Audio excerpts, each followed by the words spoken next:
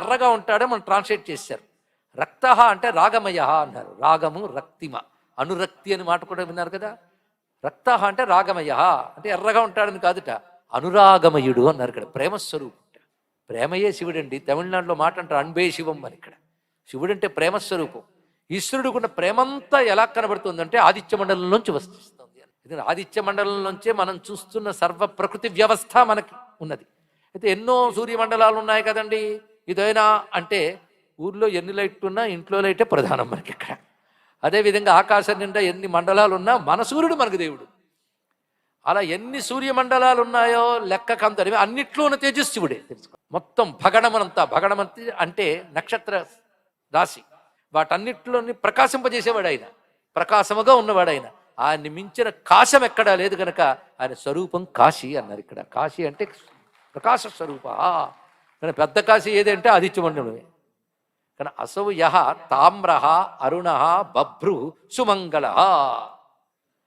ఆ సుమంగళుడైన ఆదిత్యుడు రుద్రులుగా దిక్కులంతటా వ్యాపించిపోయి ఉన్నాడు.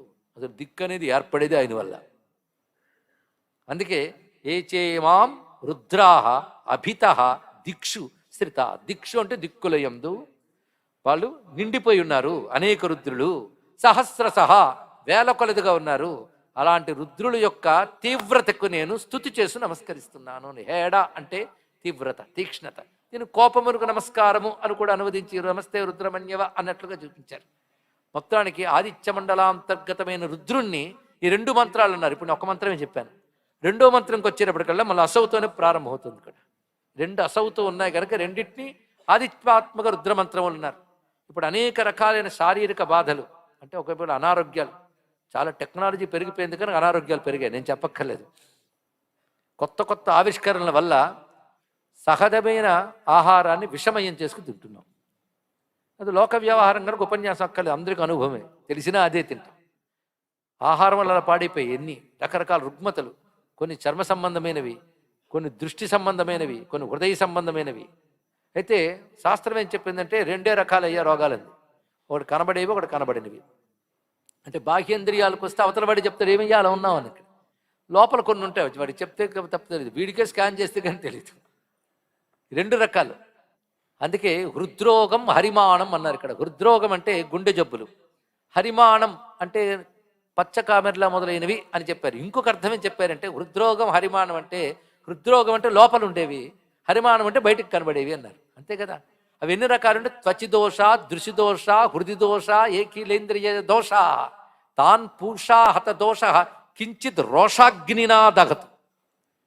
సాంబుడని కృష్ణుడు కొడుకు ఆదిత్యుడిని ఉపాసిస్తుంటే సూర్యమండలం నుంచి ఒక 12 శ్లోకాలు రాలిపడ్డాయండి, జారిపడ్డాయనికి సూర్యానుగ్రహం. అందులో ఒక శ్లోకం ఇప్పుడు చెప్తున్నది. త్వచిదోష అంటే తెలిసిందే చర్మదోషం, దృశిదోష దృష్టికి, హృది దోష గుండెకు ఉన్నటువంటివి, ఏఖిలేంద్రియ దోష ఇలా ఒక్కొక్క ఇంద్రియం చెప్పడం ఏంటి, అన్ని ఇంద్రియాల్లో ఉన్న దోషాలని ఇదిగో ఆయన ఉన్నాడే ఎవడు తాను పూష.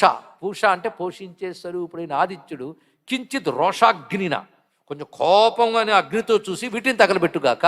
దీన్ని బట్టి ఆయన కోపం అవసరమే. వేటి మీద నా రోగాలను తగలబెట్టడానికి కావాలి, అంతే కదా. తగలబెట్టడానికి అగ్ని కావాలి, వెలగబెట్టడానికి అగ్ని కావాలి. ఇక్కడ ప్రకాశం ఆయన ఇస్తాడు, ప్రతాపము ఆయన ఇస్తాడు. ఇక్కడ తగలబెడతాడు. వేటిని తగలబెట్టాలి? అశేష రోగ పటలం, సర్వరోగ సమూహాన్ని కించిత్ రోషాగ్నినా. ఆ రోషాగ్ని అనే మాట ఇక్కడ హేడ ఈమహే అని చెప్పాడు. ఇక్కడ హేడ అనే శబ్దానికి తీవ్రమైన కోపం అని అర్థం. తీవ్రమైన కోపంతో ఆయన చేసే పని ఏమిటి? రోగాలను తగలబెడుతున్నాడు ఇక్కడ. కనుక ఇలాంటి అనారోగ్య సమస్యలు పోగొట్టడం కోసం ఆదిత్య స్వరూపమైన రుద్రమంత్రాన్ని రుద్ర నమకం నుంచి చేస్తారు.